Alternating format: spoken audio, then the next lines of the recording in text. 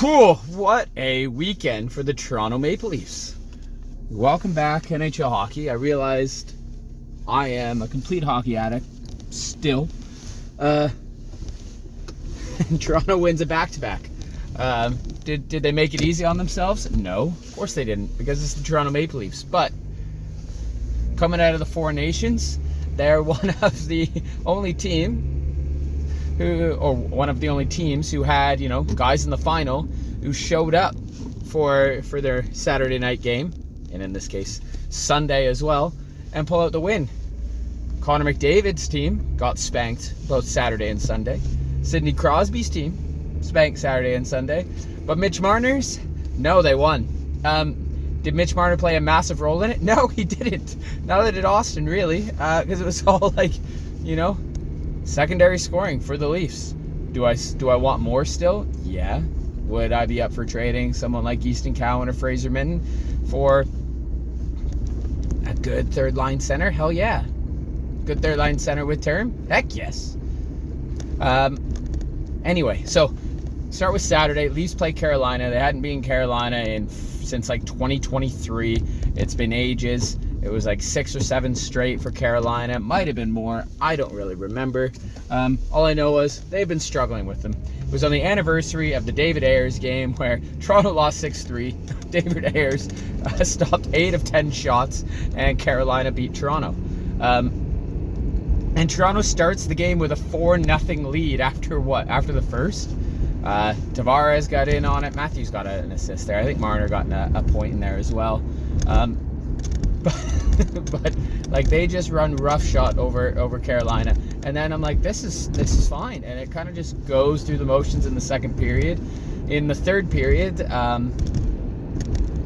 Carolina gets one back. It was a defenseman coming in through the slot where they had puck pressure for ages and ages and ages. Finally score one on Stolarz, and then the chaos ensues. And Gostisbehere gets one where it deflects off of McCabe with the goalie pulled at 6 minutes, and then they score again right after that where Morgan Rielly his controller dies. Everyone else's controller dies. Slavin looks up in the air and then realizes the puck's at his feet, and he puts it in the empty net, and that made it 4-3, and it was scary as hell. I'm like, oh my god, it's gonna happen. 4-0 lead, just blown. Oh god, there's still 5 minutes left, but then it's okay, because Austin Matthews gets his 389th career goal as a Leaf. He's tied second all time. He's getting close to Matt Sundin at 420. It's insane because he's probably going to score his 420th in half the time, in half the games, which is still nuts. Like Alexander Ovechkin last night. He's now 13 goals away from reaching Gretzky's record. In 21 less games now. He's played 21 less games now than Gretzky. And I think right now Matthews has a better goals per game. Now granted, he's much younger and Ovi's done it for his entire career, but still that's pretty cool. He scores, so Matthews scores to make it 5-3, and then Nylander unselfishly feeds it to Holmberg to make it 6-3, because why not? And then last night, we go in Chicago down 1-0, and then it's the lads,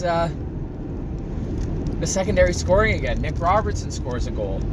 They score from the point. McCabe scores a goal from the point.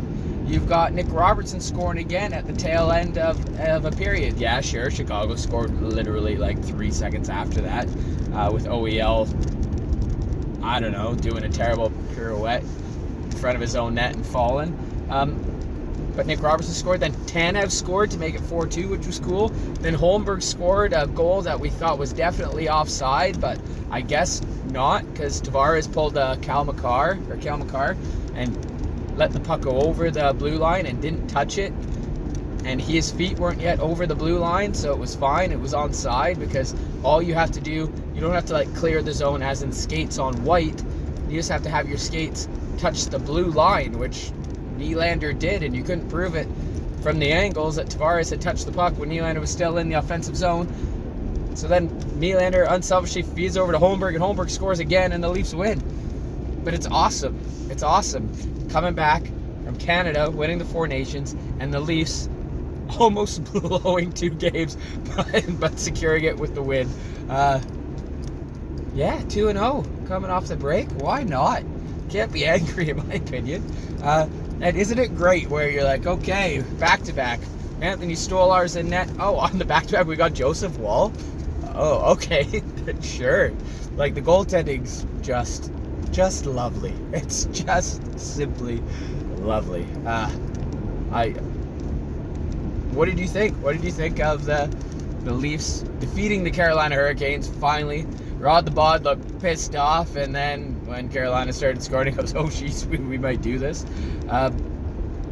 Beating Carolina and having to play Chicago and beating Chicago, what do you think of the games? To be fair, for me, I thought the players played really well. Benoit and Timmins got a bit scrambly there, especially in Chicago. Got stuck in their own zone quite a bit and made some like ill-timed decisions or like panicky style decisions. But then there was guys like William Nylander where it's like, I'm gonna go around this person and this person. Do I go around you two? I guess I'll feed that off and then I'll get the puck back and then I'll go around this person, then I'll pass it over. Like, William Nylander's confidence is still through the roof, and John Tavares just being John Tavares, Mr. Consistent. I'm ecstatic. I think honestly all this team's missing. Maybe we get the Shen brothers. That'd be cool.